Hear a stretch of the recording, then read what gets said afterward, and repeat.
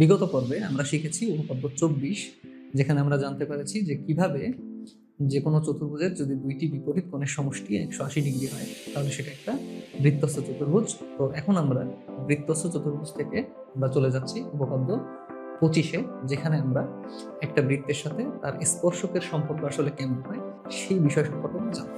Tom এডুকেশনের পক্ষ থেকে সবাইকে আবারও স্বাগতম।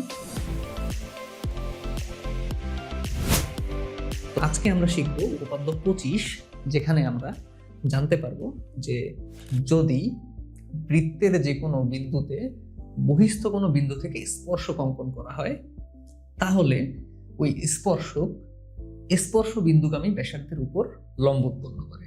তো প্রথমত আমাদের কিন্তু এখানে কতগুলো নতুন বিষয় আসছে, যেমন স্পর্শক আসলে কি এবং স্পর্শ বিন্দুগামী ব্যাসার্ধ আসলে কি।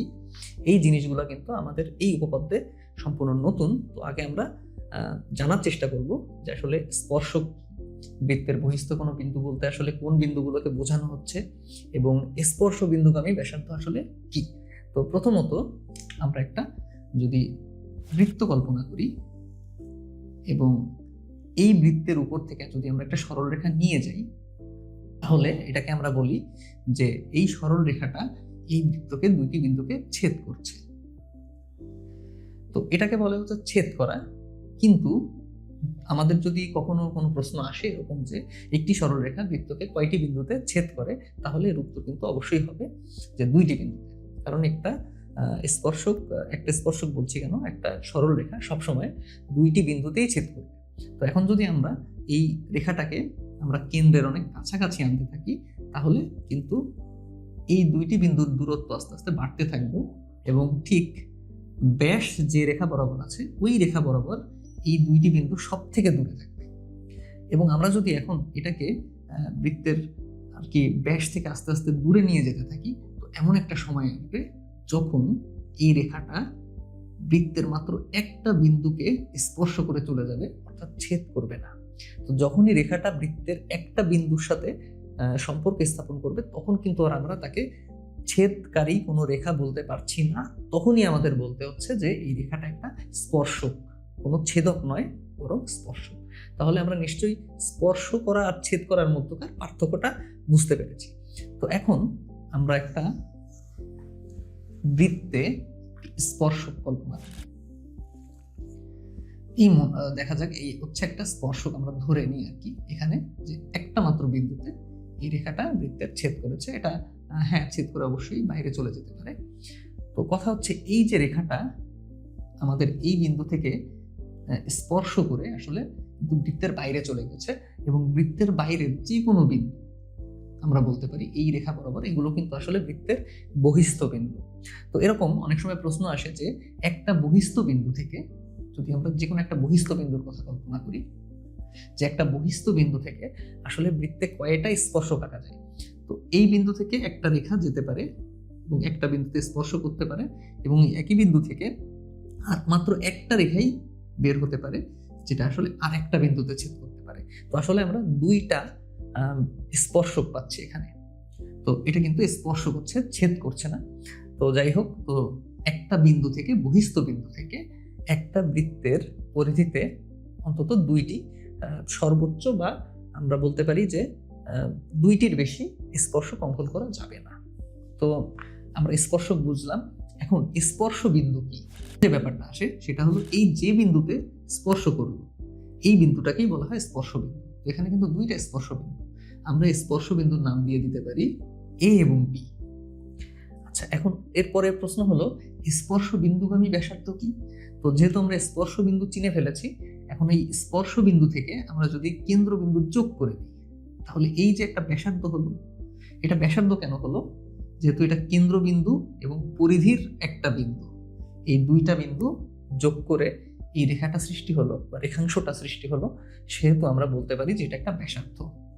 তো আমরা এই তিনটা জিনিস আশা করি ভালোভাবে বুঝতে পেরেছি যে প্রথমত বহিস্থ বিন্দু হলো বৃত্তের বাইরের কোনো বিন্দু, আর স্পর্শক হলো এমন একটি সরল রেখা যে সরল রেখা আসলে বৃত্তকে ছেদ করেনি বরঞ্চ একটা বিন্দুতে স্পর্শ করেছে।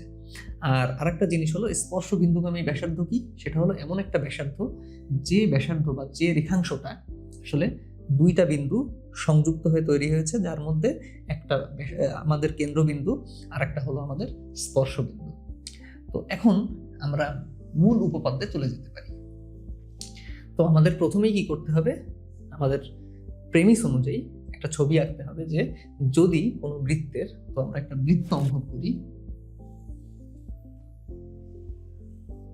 মনে করি এটা একটা বৃত্ত, এই হলো বৃত্তের কেন্দ্র। এখন আমরা বলছি যে যদি কোনো বৃত্তের যে কোনো বিন্দুতে, তো যে কোনো বিন্দু হতে পারে, সেটা হতে পারে এরকম একটা বিন্দু, যে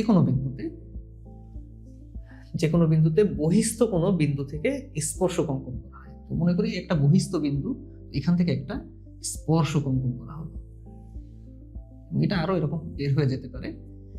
তো যে বিন্দু থেকে আমি এই রশ্মিটা আঁকলাম, সেই বিন্দুটার নাম আমি দিই পি, বা বহিস্থ বিন্দুটার নাম আমি দিতে পারি পি।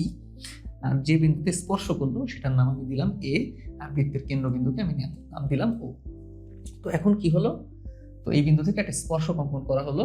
এখন আমাদের প্রমাণ করতে হবে এই যে স্পর্শ বিন্দুগামী ব্যাসার্ধ, এই ব্যাসার্ধটা এই স্পর্শকটির সাথে, এটার নাম আমরা পি কিউ স্পর্শক দিয়ে দিতে পারি, এই স্পর্শকটির সাথে আসলে লম্ব উৎপন্ন করেছে বা 90 ডিগ্রি কোণ উৎপন্ন করেছে। তো এটা আমরা আসলে কিভাবে এই জিনিসটা দিব, তার জন্য আমাদের একটা থিওরি খুঁজতে হবে, বা আমরা বলি যে পরিকল্পনা অংশে আমরা এখন একটা থিওরি খোঁজার চেষ্টা করব। তো তার জন্য আমাদের একটা থিওরি আমাদের আগে জানতে হবে, সেটা হলো যে দূরত্ব বা লম্ব দূরত্ব, এই কয়েকটা জিনিসের মধ্যে সম্পর্ক আছে, যেটা আমি আগেও বলেছিলাম যে দূরত্ব হতে গেলে অবশ্যই তার লম্ব হতে হয়। দূরত্বের সাথে লম্ব ওতপ্রোতভাবে জড়িত, এটা আগেও আমরা কিন্তু এই বিষয়ে আলোচনা করেছি একদম প্রথম উপপাদ্য 18। এবং এই লম্বের বিষয়ে আরেকটা খুব ইম্পর্টেন্ট ব্যাপার হলো যে কোনো একটা বিন্দু থেকে যদি আমরা একটা লম্ব দূরত্ব অঙ্কন করি কোনো কিছুর, তাহলে সেই লম্ব দূরত্বটাই কিন্তু সব থেকে নিকটবর্তী দূরত্ব হয়। মানে আমি এখানে যে কোনো একটা বিন্দু থেকে আমি একটা লম্ব দূরত্ব আঁকলাম, মানে 90 ডিগ্রি অ্যাঙ্গেলে দূরত্ব আঁকলাম, এই দূরত্বটা অন্য যে কোনো দূরত্ব থেকে ছোট হয়, এই রেখার অনুযায়ী ছোট হয়, কারণ অন্য সবাই কিন্তু এখানে অতিভুজের মতো আচরণ করে, আর ও একাই এখানে লম্বের মতো আচরণ করে, এবং অতিভুজ থেকে সবসময় লম্বরা সবসময় ছোট হয়। তো আমরা বলতে পারি লম্ব দূরত্বই সব থেকে নিকটবর্তী দূরত্ব। তো এই থিওরিটা আমাদের কিন্তু এখানে কাজে লাগে। তো এই থিওরিটা আমরা অনেক আগে শিখেছি, অনেক ছোটবেলার থিওরি এটা। তো আমরা বলতে পারি যে লম্ব দূরত্ব আসলে নিকটবর্তী দূরত্ব। তো কোনোভাবে যদি আমরা প্রমাণ করতে পারি যে এখানে এটাই সব থেকে নিকটবর্তী দূরত্ব, তাহলে কিন্তু আমরা এই প্রমাণটা পেয়ে গেলাম যে এখানে লম্ব উৎপন্ন হয়। তো আমরা এখানে যে থিওরিটা অ্যাপ্লাই করছি সেটা হলো লম্ব দূরত্ব নিকটবর্তী দূরত্ব, এবং এখন আমাদের টার্গেট কিন্তু কোনোভাবে এই দূরত্বটা সব থেকে কাছের এটা প্রমাণ করা। এটা করার জন্য আমরা কি করব, আমরা এই দূরত্বটা আসলে বড় না ছোট এটা বোঝানোর জন্য আমরা আরেকটা দূরত্ব এখানে আঁকবো, ধরি সেটা ওবি দূরত্ব, এবং যা আমাদের বৃত্তকে সি বিন্দুতে ছেদ করেছে। তো এই যে বি বিন্দু, এই বি বিন্দুটা আসলে যে কোনো বিন্দু এক্সেপ্ট এ। তো আমরা অনেক সময় কিন্তু এরকম বলি যে যে কোনো বিন্দু। তো এখানে যে কোনো বিন্দু বলতে কি বোঝানো হয়, যে বি বিন্দু যে কোনো জায়গায় থাকতে পারে, এই এ এর জায়গা বাদ দিয়ে আর যে কোনো জায়গায় বি বিন্দুটা থাকতে পারে, এবং সেখানেও কিন্তু সে এরকম রেখা টানলে সি বিন্দুতে আরেকটা বিন্দুতে ছেদ করবে। তো এটা কিন্তু এই বিন্দুতে এখানেই আছে এমন না, এটা যে কোনো জায়গায় থাকতে পারে। তো আমরা যদি প্রমাণ করতে পারি এই ওবি ও এর থেকে ছোট, দ্যাট মিনস ওবি ও এর থেকে বড়, দ্যাট মিনস যে ও এ সব থেকে ছোট এবং সব থেকে নিকটবর্তী দূরত্ব, এবং দ্যাট মিনস যে ও এ লম্ব দূরত্ব। তো এটা প্রমাণ করা খুব সহজ। আমরা প্রথমেই আমরা কি লিখবো, যে আমরা ওবির কথা লিখবো, যে আসলে ওবি ওসি এবং বিসি এর সমষ্টি। তো এটা আমরা দেখতে পাচ্ছি এখানে যে অঙ্কন অনুসারে কিন্তু আসলে ওবি হলো ওসি আর বিসি এর একটা সমষ্টি। তো আমরা পাশে লিখে দিতে পারি অঙ্কন অনুসারে।